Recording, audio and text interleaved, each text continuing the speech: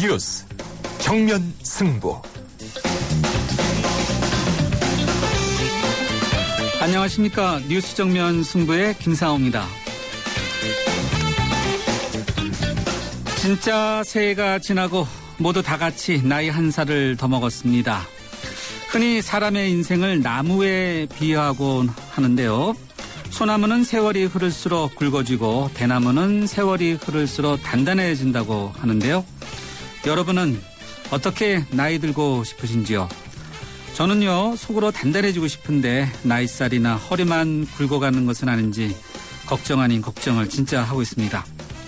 설 연휴 끝나고 그 어느 때보다도 분주한 월요일이었죠.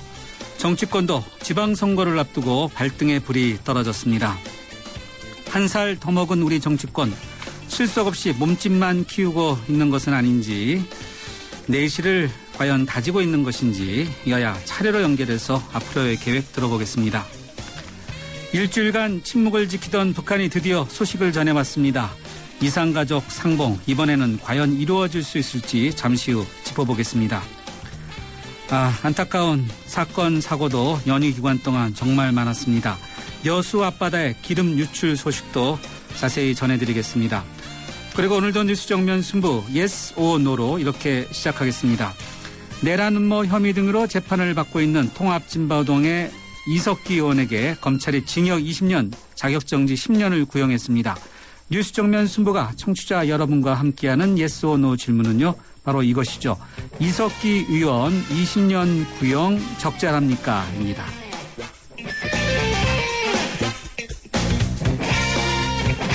네, 뉴스 정면 승부가 여러분과 함께하는 Yes or No 질문은요, 이석기 의원에 대한 20년 구형 적절합니까? 입니다. Yes 또는 No라고 답하시고 의견도 함께 덧붙여 보내주시면 방송이 끝날 무렵에 저희가 받은 문자 자체적으로 집계해서 알려드리겠습니다. 짧은 문자는 50원, 긴 문자는 100원의 유료 문자인데요. 휴대전화 우물정 0945번으로 보내주시거나 그렇지 않으면 스마트폰 애플리케이션 YTN 라디오 앱의 이름이죠. 예스로 듣고 계신 분들은 게시판에 남겨주셔도 되겠습니다. 의견 보내주신 분들 가운데 몇 분 뽑아서 세계 지성인의 필독지 월간 누몽드 디플로마티크 6개월 구독권과 맥스무비 영화 예매권을 드리도록 하겠습니다. 2월 3일 월요일 뉴스 정면 승부 문을 엽니다.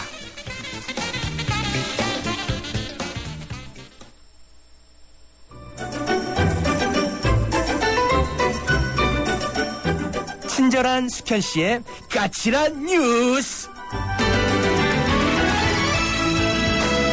네, 뉴스 정면 승부 1라운드 친절한 숙현 씨의 까칠한 뉴스로 시작하겠습니다. 이숙현 시사칼럼니스트 나오셨습니다. 안녕하세요. 네, 안녕하세요. 북한이 드디어 답변을 했어요. 이산가족 상봉 문제를 논의하자. 네, 그렇습니다. 우리 측의 이산가족 상봉 날짜에 대해서 침묵하던 북한이요. 결국 일주일 만에 그 장고 끝에 오늘 답신을 보내왔습니다. 남북 양측은요. 이산가족 상봉 문제를 논의하기 위한 적십자 실무 접촉을요. 오는 5일 개최하기로 일단 합의한 그런 상태입니다.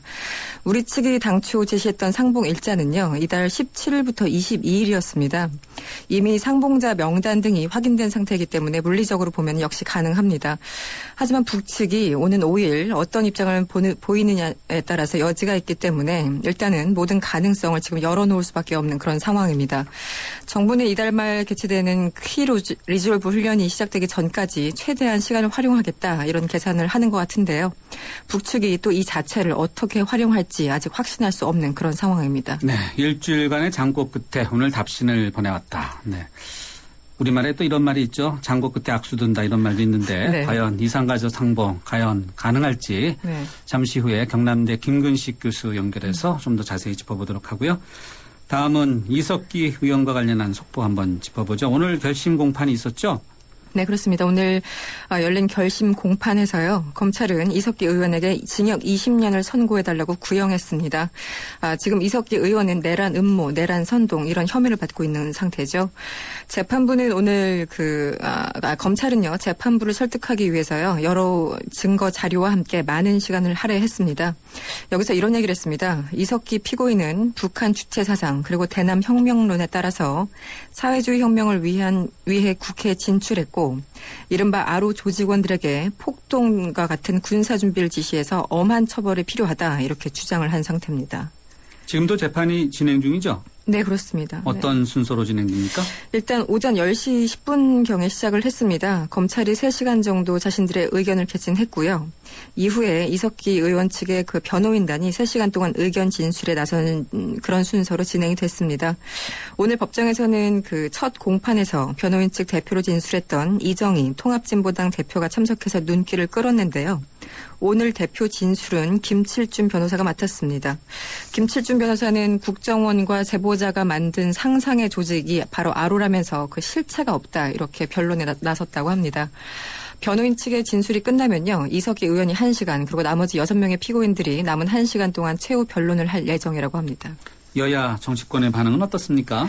일단 통합진보당의 반응은 격렬합니다. 부정선거까지 동원해서 청와대를 차지한 정권이 눈에 가시 같은 진보당을 뿌리 뽑으려는 의도를 드러냈다면서 독재 정권의 신여로 전락한 검찰을 강력히 규탄한다 이렇게 주장을 했습니다.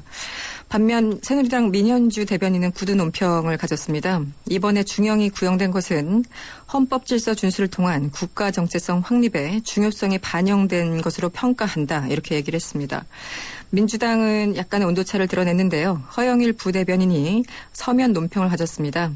재판부의 냉철하고 객관적인 판단에 의해서 사건의 실체적 진실이 가감없이 규명되기를 기대한다 이렇게 밝힌 상태입니다. 네, 검찰이 20년 구형을 내리면서 사회로부터 장기간 격리해야 된다 이런 언급을 했죠. 그렇죠. 네. 뭐 다시 사회로 나가면 더 큰 문제를 저지를 수 있다 뭐 이런 주장을 했죠. 네.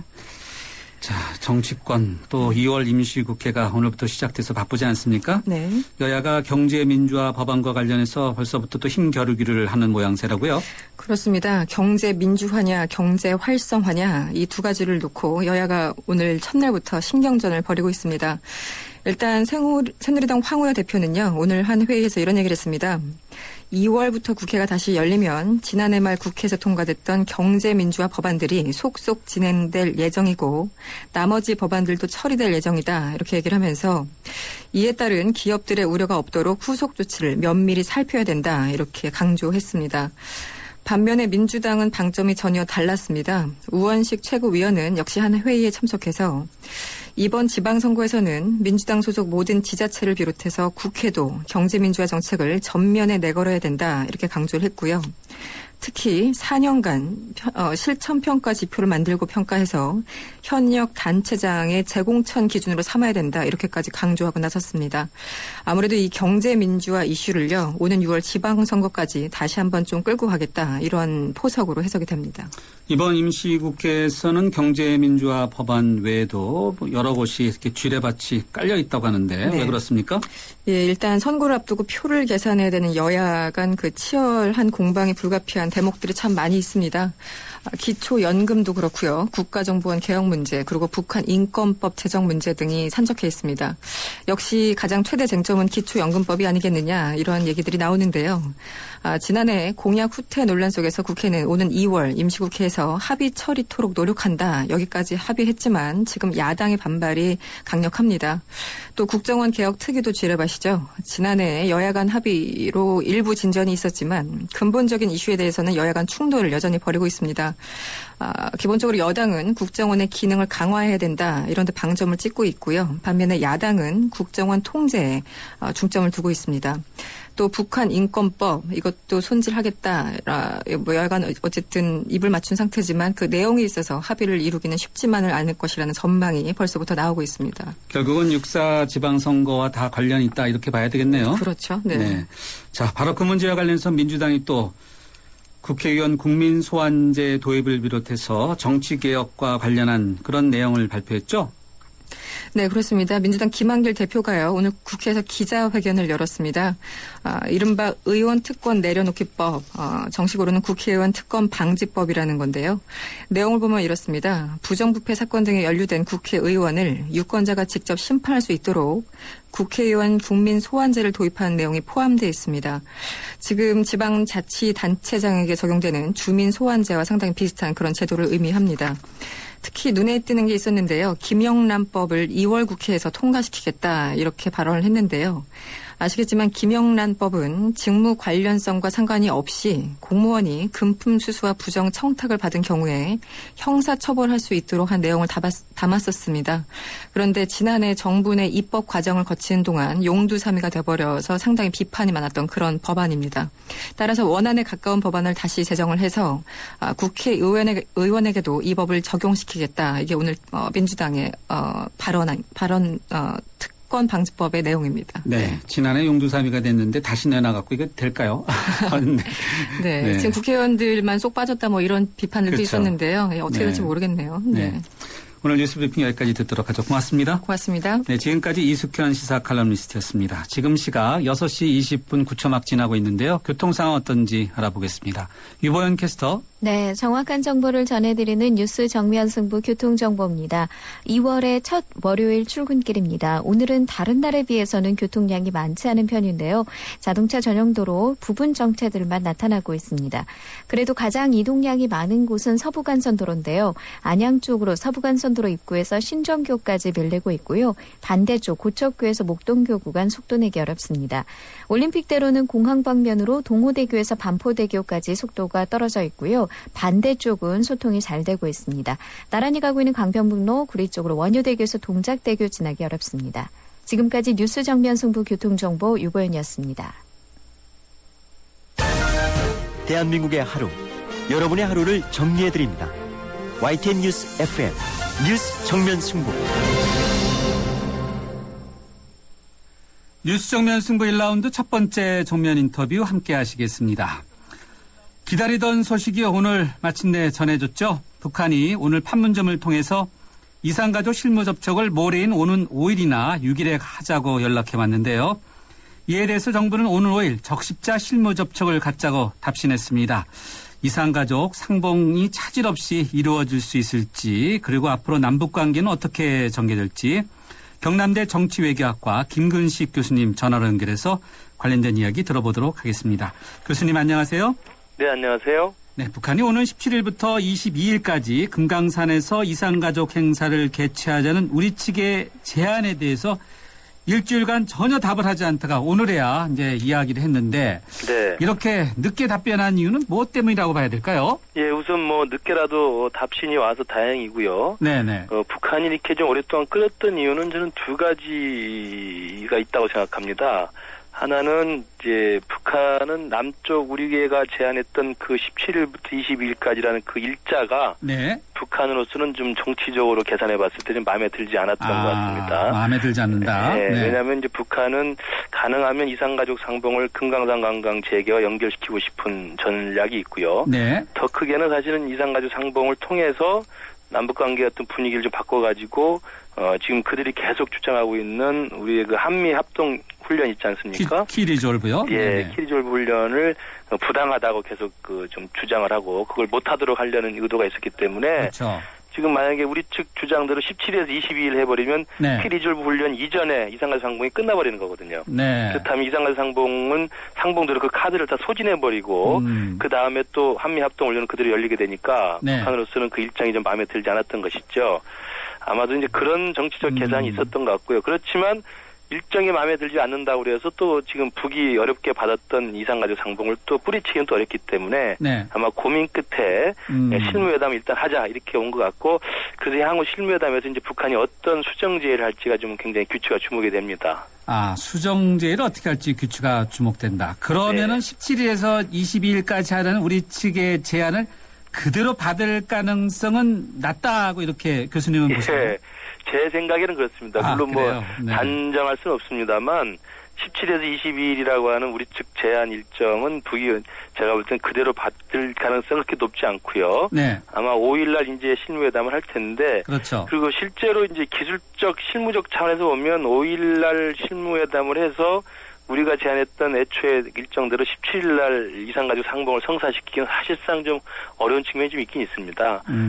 날이 너무 촉박하기 때문에. 네네. 그래서 아마 우리 측은 뭐 그대로 하자고 하겠습니다만 네. 북은 아마 이러저러한 이유를 들어서 좀 일정을 좀 조정하자 이렇게 제안할 가능성이 있을 것 같습니다. 그러면은 다음 달 초 뭐 이런 식으로 넘어갈 가능성을 배제 못하겠네요. 그렇습니다. 아마 북이 또 북 나름대로 이러저러한 정치적 계산 또 이러저러한 전술적 의도를 타산을 해서 네. 북한이 또 가장 그 선호하는 날짜를 아마 제안할 가능성이 있고요. 예. 또 그렇다면 우리는 또 우리대로 우리가 원하는 또 우리가 또 북한의 전술에 말려들지 않으려고 하는 또 우리 측도 날짜가 있기 때문에 예. 그건 아마 남북이 서로 선호하는 그 날짜들 사이에 의견 교환이 오고 가면서 네. 아마 절충점을 찾지 않을까. 네. 그 작년에 사실은 그 9월달에 이산가족 상봉을 합의했다가 무산된 경우에도 그렇죠. 그 일정을 조정하는 그간의 과정을 보면 네. 핑퐁 게임처럼 먼저 제안하고 수정 제의하고 역제 제의하고 하면서 그 날짜를 좁혀갔던 그런 경험이 있습니다. 네. 그러니까 아마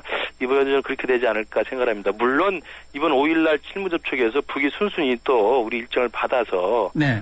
조금 서두른다면 또 우리가 원하는 날짜 할 수도 있겠습니다만 제가 볼 때 북이 오랫동안 네. 뜸을 들인 다음에 한 걸로 봐서는 네. 아마 수정 제의가 있지 않을까 그렇게 생각이 네. 듭니다. 지난해 경우에는 상봉하기 나흘 전에 이제 행사가 무산되지 않았습니까? 그렇습니다. 이번에는 그렇게 무산되기보다는 될 가능성이 더 높다. 높다고 봐야 됩니다. 그렇습니다. 아. 예.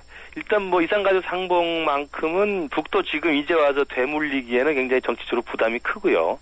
왜냐하면 10년사 이후로 지금 계속해서 남북관계 개선을 하겠다 의지를 뭐 국제사회에서도 밝히고 대내적으로도 밝히고 뭐 계속해서 밝히고 그렇죠. 있고 네. 그런 맥락에서 이산가족 상봉이라는 것을 남쪽의 그 진정성의 어떤 요구 조건의 하나로 지금 북이 받은 상황이기 때문에 예. 지금 와서 뭐 일정이 안 맞는다고 뿌리치거나 거부하기는 굉장히 부담이 큽니다. 네네. 그래서 아마 어떻게든 상봉을 하긴 할 텐데 남북이 아마 기싸움 속에서 서로 간에 좀 자기 주도대로 자기 국면 페이스대로 아마 하려고 하는 그런 아마 신경전이 실무회담에서 있지 않을까 생각이 드네요. 네, 기싸움. 그러면은 우리 정부도 만만치 않지 않습니까? 이게 우리가 어떻게 대응해야 한다고 보세요? 저는 그래서 북한도 이산가족 상봉이 인도적 사안인 만큼 다른 정치적 고려 없이 이산가족 상봉이 될 수 있는 방향으로 하는 게 필요하고요. 네. 마찬가지로 우리 정부도 저는 똑같이 역지사지해야 된다고 봅니다. 우리 정부도 우리가 생각하는 좋은 날짜가 있겠습니다만 네. 또 좋은 날짜만을 우리의 의도대로만 또 고집하다가 정말 이산가족 상봉이라는 더 큰 문제를 우리가 잘못 그르칠 수는 없거든요. 그러니까 아마 우리도 이산가족은 어떻게든 상봉이 성사되도록 해야 된다는 것을 최우선의 목표로 하고 그것을 가능하게 하기 위한 남북 간의 합의를 도출하기 위해서라면 우리도 일정 정도는 북한과 합의가 가능한 그런 일정 조정, 그런 아마 기술적 합의에 우리도 좀 열린 마음으로 접근을 해야 된다 이렇게 생각을 합니다. 네. 자, 남북이 이제 상봉을 해야 된다는 데는 좀 비슷한 마음을 가졌다라고 봐야 될 것 같은데 그런데요. 네. 영국에 있는 북한 대사가 한미 군사훈련 전쟁을 촉발할 수도 있다. 이런 내용의 기자간담회를 가졌는데 이게 의례적입니까? 아니면 이런 전쟁이라는 단어를 쓰면 좀 우리가 좀 겁이 나지 않습니까? 어떻게 해석해야 될까요? 그 해마다 이 한미 합동훈련, 키 리졸브 훈련 있을 때는 이제 북한은 뭐 공식적인 성명을 통해서 그런 발언들을 해왔고요. 아, 이제 다만 이제 최근에 그런 그 좀 특이한 것은 북한의 그런 외국 대사, 외교관들이 해외에서 네. 그 외신 기자회견을 통해서 그런 주장을 하고 있다는 것이 좀 특이한 건데요.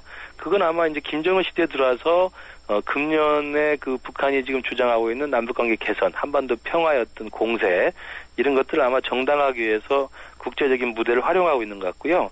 그 영국 주재 북한 대사가 그런 그 전쟁 위험의 내용을 발언한 것은 네. 특이한 상황으로 볼 필요는 없습니다. 아, 그래요? 다행이네요. 키리졸 네. 훈련에 대한 아마 의례적인 그들의 입장들을 다시 과시한 거고요. 네. 또 그 대사가 그것만 이야기한 게 아니고 그러면서 남북관계 개선이라고 하는 그들의 10년사의 또 의지를 또 계속 밝혔기 때문에 예. 아마 한미 합동훈련에 대한 그들의 의례적인 비난을 계속 하면서 또다시 병행하면서 또 남북관계도 계속 개선해야 되겠다 이런 의지를 밝히고 있어서 네. 제가 볼 때 뭐 특이한 동향은 아니라고 봅니다. 네, 영국 주재 북한 대사의 발언도 있지만은 북한이 보면요 해외에서 주중 북한 대사라든지 주 유엔 북한 대사가 네네. 아주 여론전을 강화하는 모습을 보이고 있지 않습니까? 네네. 뭐 국방위원회 중대 제안 내용을 설명하고요.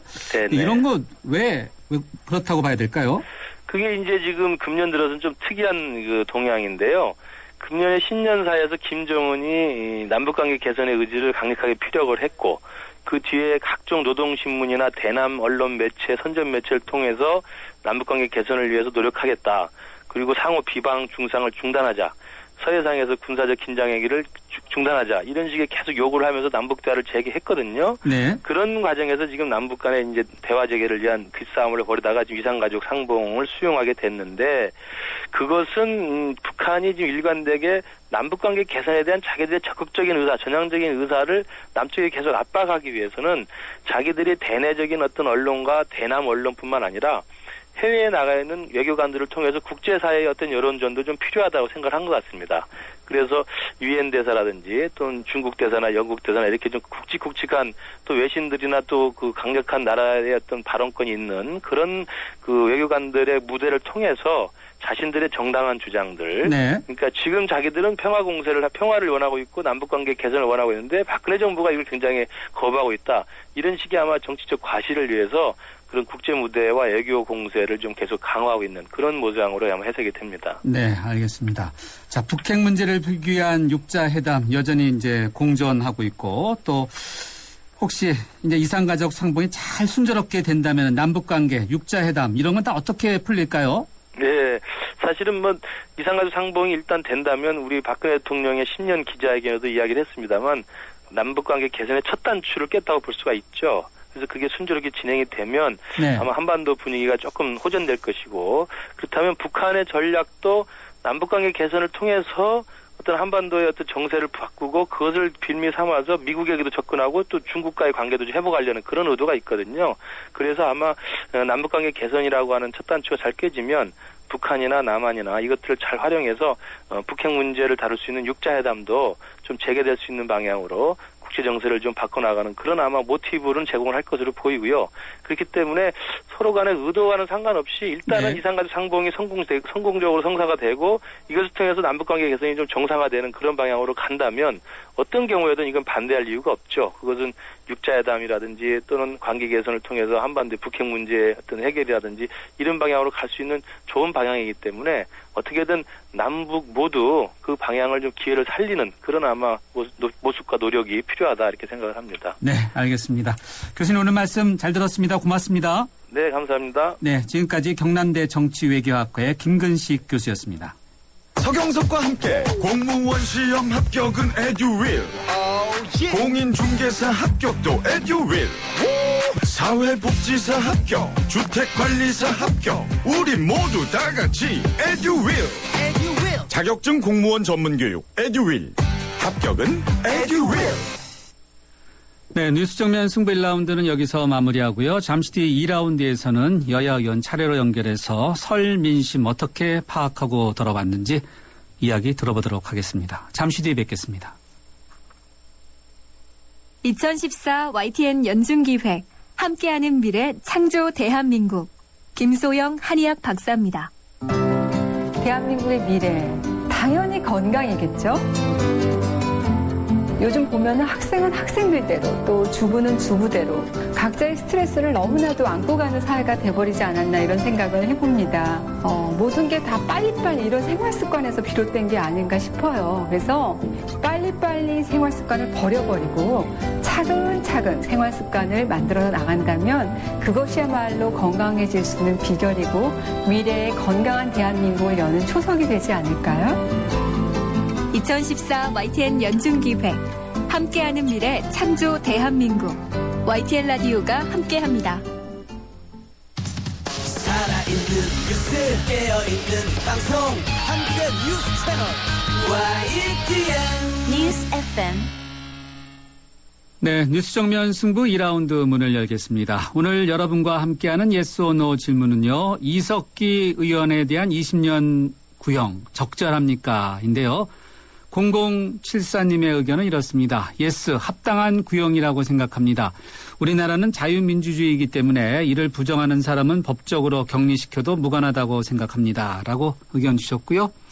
0034님은요. 노입니다. 구형기간을 20년이 아니라 더 연장해야 하지 않나 싶네요. 라고 이렇게 의견 주셨습니다. 20년이 부족하다는 그런 의견의 노군요. 네. 다른 분들의 의견도 궁금합니다. 휴대전화 우물정 0945번으로 의견 보내주시거나 그렇지 않으면은 YTN 스마트폰 애플리케이션이죠. 이름이 예스인데 예스로 듣고 계신 분들은 게시판에 남겨주시면 되겠습니다. 의견 보내주신 분들에 대해서 당연히 선물도 준비되어 있습니다. 잠시 전하는 말씀 듣고요. 두 번째 정면 인터뷰 이어가겠습니다. 침대는 과학이다. 침대과학 50년이 이룬 세계 최고 기술력. 배우던 나라에서 가르치는 나라로 우리 침대에서 자기 할 것이다. 전 세계인을. 에이스 침대. 네, 두 번째 정면 인터뷰 함께 하시겠습니다. 6.4 지방선거를 넉 달 앞둔 정치권이 설을 보내고 나서 본격적인 지방선거 준비에 나섰습니다. 새누리당에서는요, 중진 차출설과 함께 거물급 인사의 출마설이 잇따라 나오고 있습니다. 민주당에서는 안철수 신당의 새정치를 기선을 누리겠다는 의도의 당에 대한 또는 정치 혁신안을 오늘 발표했는데요. 오늘부터 열린 2월 국회에서는 여러 가지 현안이 많죠. 또 쟁점도 많아서 정치권은 그야말로 풀 가동 체제인데요. 여야 입장 하나로 차례로 들어보도록 하겠습니다. 새누리당의 김재원 전략기획본부장인 또 지방선거 기획위원회 부위원장도 맡고 계신 김 의원 전화로 연결해 보겠습니다. 의원님 안녕하세요. 예, 안녕하세요. 네, 설 연휴가 끝나자마자 임시국회가 열려서 바쁘시죠? 예. 네, 설 연휴 민심 어떠셨습니까? 일단은 민심이 정치권에 대해서는 좀 불신의 벽이 높고요. 또 지금 현재 장기의 장기간에 걸친 경제위기 상황이 지속되면서 민생이 팍팍해지니까 도대체 민생 문제를 해결하지 못하고 정쟁만 몰두하는 것 아닌가 그런 이 따가운 어떤 질책도 많았습니다. 한편 또 여당이 나서서 이런 문제를 해결해야 된다라는 또 나름대로의 또 어떤 격려도 좀 있었고요. 네. 불신의 벽도 크고 또 여당이 해결해야 된다는 격려도 받으셨다고 했는데 그런 문제를 해결하는 장이 또 임시국회 아니겠습니까? 그렇죠? 그렇습니다. 그런데 또 6.4 지방선거가 있지 않습니까? 예비후보 등록이 내일부터 시작되지 않습니까? 그래서 이제 지방선거 이야기부터 좀 여쭤보겠습니다. 새누리당 어떤 목표를 세워놓고 있습니까?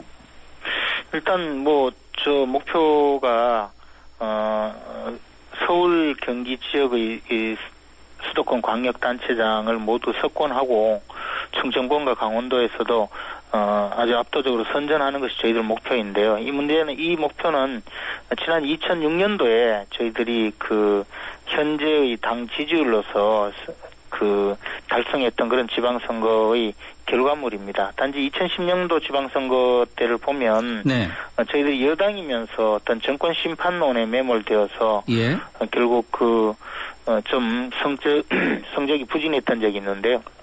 다시 저희들은 2006년도 지방선거 때처럼 이 지방 정부의 어떤 지금까지 민주당이 장악하고 있는 지방 정부에서의 문제점을 제시해서 저희들이 이번에 많은 부분에서 선전을 할 계획을 갖고 있습니다. 네, 목표가 높은 건 당연히 좋지 않겠습니까? 그래서 그런가요? 새누리당의 같은 당의 윤상현 원내수석 부대표는 중진 차출론을 또 제기하셨는데 여기에 공감하시나요? 동감하시나요? 지금 중진 차출이라기보다도 우리 여당으로서 또 우리 새누리당이 그동안 보수 정당으로서 오랫동안 집권의 경험과 또 산업화, 민주화를 또 선진화를 이룩한 이런 그동안의 정치적 역량을 통해서 많은 인재가 있는데 이번 지방선거에서는 이 박근혜 대통령이 이제 대통령이 되고 나서 선거를 박근혜라는 정치 지도자로서 지난 10년 동안 치른 이 다음의 선거이기 때문에 상당히 좀 어떤 의미에서는 정책 위기 상황이긴 한데요. 이때는 우리 당이 가용할 수 있는 모든 인재를 총동원해서 이번 선거에 임해야 한다는 것이 지금 당내의 많은 분들의 생각이고 또 저 스스로도 그런 전략이기 때문에 중진뿐만 아니라 원외에 있던 또는 정부에 있던 이런 모든 어떤 인재를 총동원하고 역량을 결집시켜야만이 성공할 수 있다고 믿고 있기 때문에 그런 이야기가 자주 나오는 것 같습니다. 네, 총력전 불가피하다는 이제 언급이신데 위원님께서 김항시 전 총리 서울시장 선거에 나와야 한다 이런 인터뷰를 하셨는데 김 전 총리는 결심하신 건가요? 제가 그 부분을 접촉하지 않았기 때문에 저는 실체적인 어떤 사실관계는 잘 모릅니다만은 김황식 전 총리께서 역시 그 이명박 정부 시절에 총리를 하셨고 또 그 이전에 감사원장 등을 거치면서 워낙에 훌륭한 인품과 또 덕망 그리고 업무 처리 능력을 보여주셨기 때문에 이제 이 새누리당 정부에서도 또 그분의 역량이 필요하기 때문에 저희들은 반드시 서울시장 후보로서 출마를 해주시고 또 유권자들로부터 정정당당하게 심판을 받아주시기를 바라고 있습니다. 그리고 그러한 그분의 결심이 서도록 하는데 당에서 노력해야 될 일이 있다면 모든 노력을 아끼지 않을 예정입니다. 네. 미국을 방문하고 귀국한 정몽준 의원도 여기에 뭐라 그럴까요? 한 말씀 하셨는데 서울시장 출마를 권하는 당의 요청을 가볍게 생각하지 않을 것이다. 이런 발언을 하셨는데 정 의원도 서울시장 선거에 출마하는 쪽으로 이렇게 마음을 굳히셨다. 이렇게 봐도 될까요? 글쎄 그 부분도 마찬가지로 제가 직접 여쭤보지 않았는데요. 어쨌든 정몽준 의원이야말로 우리 서울시장 후보로서 가장 경쟁력 있는 분이고 또 정치적인 어떤 그동안의 역량과 또 그분이 지금까지 갈고 닦은 여러 가지 어떤 정책 업적을 생각할 때는 서울시장으로서 또 차기 대권 주자로서의 여러 정치적 기회를 주는 것이 저는 필요하다고 봅니다. 이분과 또 김황식 전 총리가 함께 서울시장 후보를 겨룬다면 네. 저희들은 상당한 효과가 있지 않을까 생각하고 있습니다. 네, 상당한 효과라는 것이 이런 중진들의 어떤 빅매치를 통해서 주목을 받을 수 있는 그런 부분을 말씀하시나요? 그렇습니다. 일단 서울 시민들 또 대한민국 국민들이 봤을 때 네. 역시 새누리당의 훌륭한 인재들이 네. 유권자들의 심판을 받고 그로 인해서 지방선거에서 당의 어떤 정통성과 정체성 그리고 향후에도 집권 능력을 보여주는 것이 가장 절실하다고 생각하는데요. 그런 면에서 필요한 선택이라고 봅니다. 네. 경기지사 쪽도 만만치 않은 것 같아요. 사선의 원유철 의원이라든지 병건국 의원 등이 이제 출마 선언을 하지 않았습니까? 예. 여기에다 남경필 의원의 차출설이 계속해서 나오고 있는데 위원님께서 보실 때 남 의원의 경우도 출마가 필요하다고 보세요?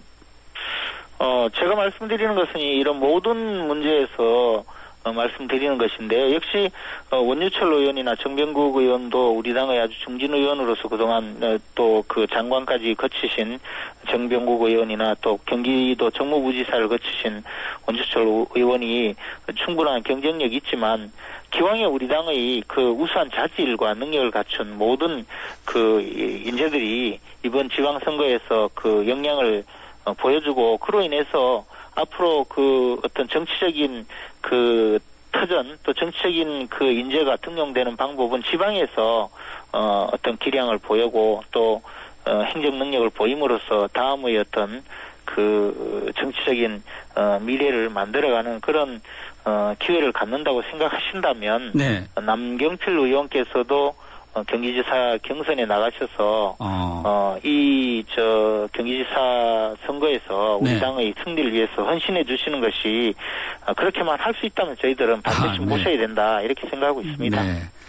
부산도 여쭤보겠습니다. 부산시장 후보 경선을 준비 중인 박민식 의원께서 박심우는 구태정치다라면서 서병수 의원을 이제 비판하는 듯한 발언을 해서 또 박심 논란이 앞으로 새누리당 경선과 지방선거에서 이슈 중에 하나가 되는 것이 아니냐 이런 이야기들도 나오고 있는데요. 부산의 경우 어떻게 보세요?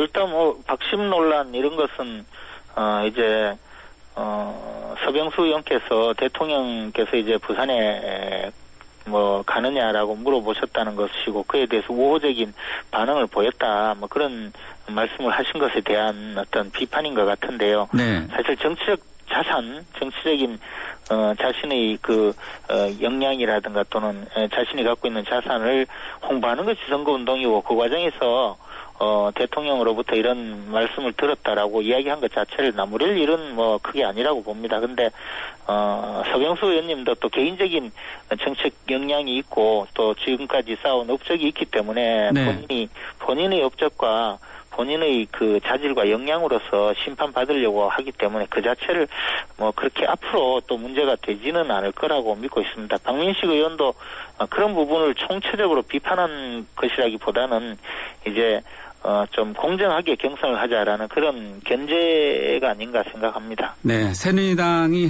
과연 석권할 수 있는지 여부는 결국 안철수 신당의 영향력, 그리고 오늘 민주당이 정치 혁신안 발표하지 않았습니까? 이쪽 야권들 움직임 걱정되지 않으세요? 야권 움직임을 걱정해서 선거가 될 일이 아니고 저희들이 네. 보다 훌륭한 어떤 그 정책과 또 저희들이 내놓을 수 있는 국민에게 신뢰를 받을 수 있는 다각도의 어떤 활동을 하고 네. 실천하는 것이 더 보다 중요하다고 생각합니다. 야당이 실천 가능성이 없는 주장을 하거나 또는 기왕에 주장하던 것을 선거 때 와서 재탕 삼탕으로 내놓는 것은 네. 국민들의 눈에 그렇게 썩 그 신뢰를 얻을 수 없기 때문에 저희들은 또 저희들 나름으로 여러 가지 그 국민 여러분들께 보여드릴 다양한 프로그램을 마련하고 있기 때문에 그 자체가 문제되지는 않는다고 봅니다. 더욱이 그 알겠습니다. 안철수 의원의 문제도 마찬가지라고 생각합니다. 예, 알겠습니다. 위원님 오늘 말씀 여기까지 듣도록 하겠습니다. 감사합니다. 고맙습니다. 네, 지금까지 새누리당 전략기획본부장인 김재원 의원이었습니다.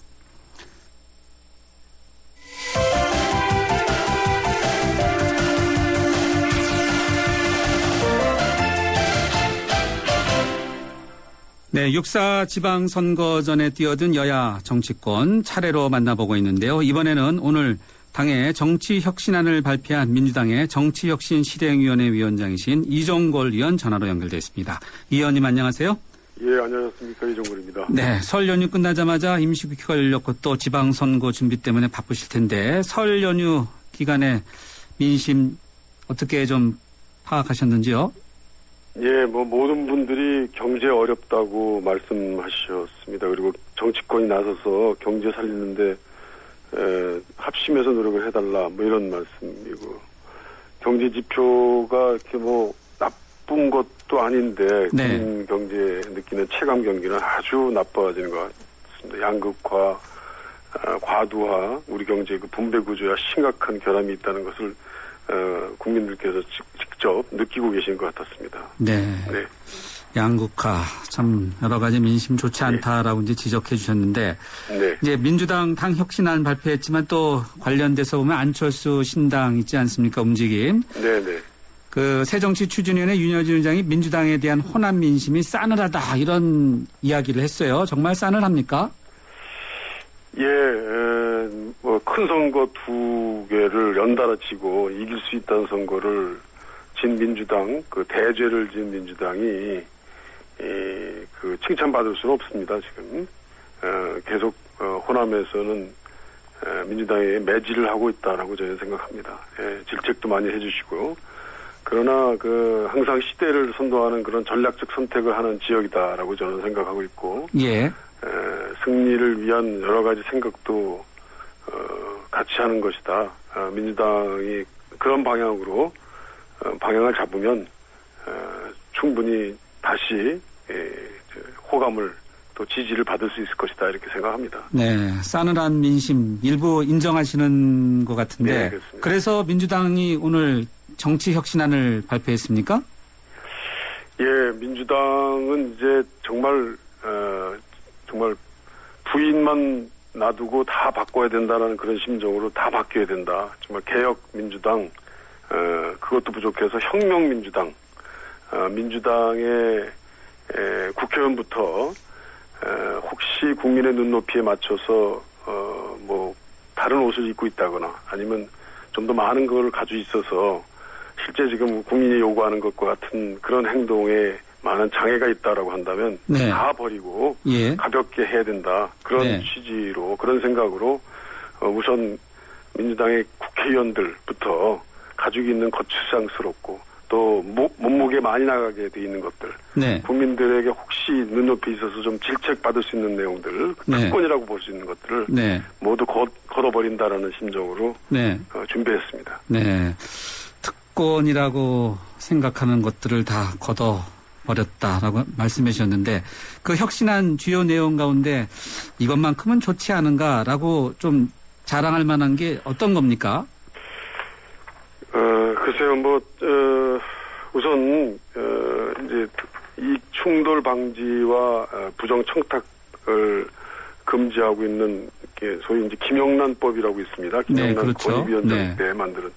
그것을 어떻게든지 꼭 이번 2월 국회에 통과시킬 수 있도록 노력을 하려고 합니다. 그리고 국회의원 국민소환제가 빠졌습니다. 주민소환제는 있습니다. 지금 지방자치단체장 의원들의 경우에. 근데 그래서 국민소환제를 통해서 국민들의 눈높이 그 직접민주제를 더 충실히 할 수 있는 방법들을 꼭 마련해 보겠다라는 얘기입니다. 그리고 저희들이 생각할 수 보기에 이런 어찌 보면은 좀 사소한 것일 수 있고 작은 것일 수 있다라고 생각하는데 되게 작은 곳에서 자기 주머니에서 가장 큰 이제 걱정거리가 나오는 것이죠. 그래서 선물, 향응 같은 것들을 공무원 윤리 강령 수준의 규제, 5만 원 이상의 선물을 못 받게 했습니다.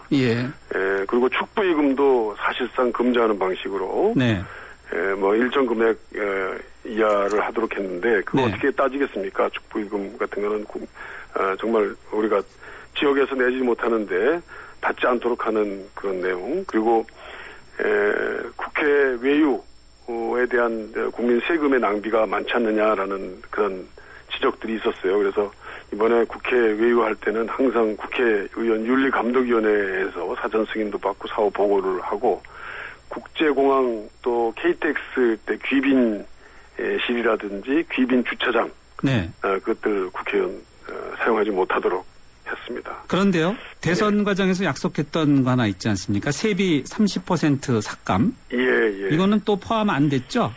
제가 30%에서 오늘 사실 죄송스럽다 사과했습니다. 그 내용을 포함해서 국회의원 세비심사위원회를 설치하도록 했습니다. 그래서 그 30% 내용을 삭감하는 것이 합리적이고 또 적정하다고 생각할 때는 그 외부 인사로 구성되어 있는 세비심사위원회에서 할 수 있도록 했습니다. 저희 스스로 못한다면 그 세비심사위원회라는 공정한 기관에서 합리적인 기관에서 할 수 있도록 100% 외부 인사로 구성하도록 이렇게 했습니다. 알겠습니다. 자, 이런 정치 혁신안 결국은 이제 코앞에 있는 지방선거와도 관련이 있는데 민주당은 어떤 목표를 세워놓고 있습니까? 좀 어렵습니다.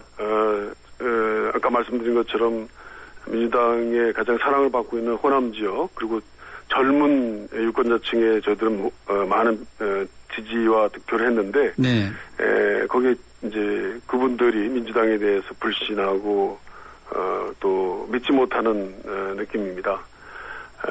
그분들의 지지를 회복해야만 저희 지방선거에서 또 저는 소기의 성과를 이룰 수 있다고 생각합니다. 그렇겠죠.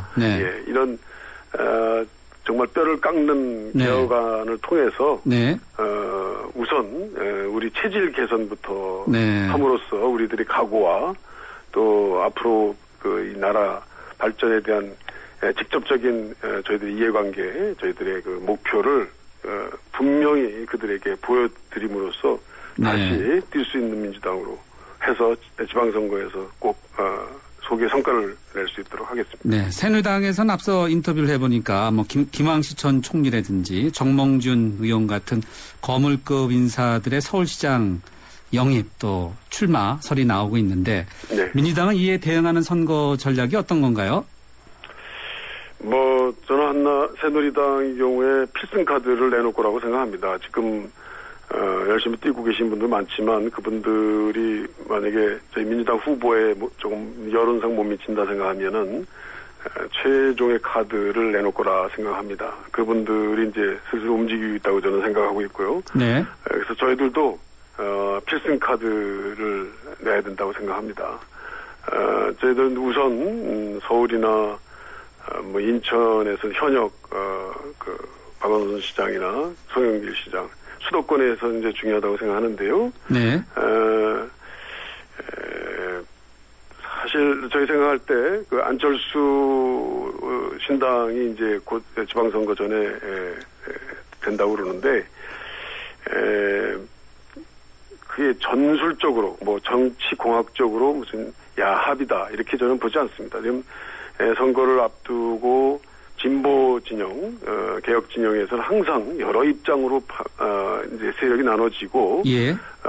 그것을 하나의 목표로 세워나가는, 또 다른 이제 정치 태제를 만들어 나가는 것이 여태까지 진보 진영, 개혁 진영에서의 그 승리에 대한 전략이었습니다. 네. 그러니까 안철수, 현상이라든지 이런 것들뿐이 아니고 이전에도 항상 저희들이 실패했을 때 채찍질을 드는 분들로 구성된 제3섹터, 제4섹터의 정치 흐름들이 실제 저희들 정치를 견인하고 리드해 왔다고 생각합니다. 네, 알겠습니다. 저는 네. 뭐 그런 똑같은 현상 속에 우리는 잘 적응해서 야권 연대 또 우리 강령에도 그렇게 나와 있습니다. 네. 연대에 전혀 주저하지 않고 충분히 필승할 수 있는 여러 카드들을 준비하겠습니다. 네.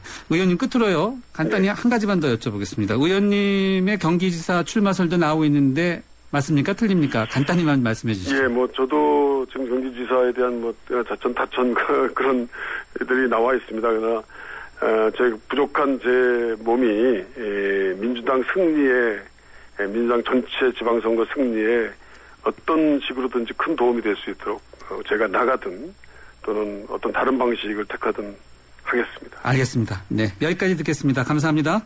네, 감사합니다. 네, 민주당의 이종걸 의원이었습니다. 웰빙 건강 한국문화 실용복지 실력이 참 좋은데 원광 디지털대학교 선취업 후진학의 기회가 참 좋은데 원광 디지털대학교 주부도 직장인도 꿈을 이루기 참 좋은데 물론 원광 디지털대학교지. 차민재를 키우는 특성화 사이버대학 원광 디지털대학교 2월 12일까지 신편입생 모집. 네, 오늘 뉴스 정면 승부 예스 오 노에서는요. 이석기 의원에 대한 20년 구형 적절합니까? 라는 질문으로 여러분과 함께하고 있습니다. 휴대전화 우물정 0945번으로 여러분의 의견 기다리고 있습니다. 주요 뉴스 들으시고 저는 3라운드에 다시 찾아뵙겠습니다.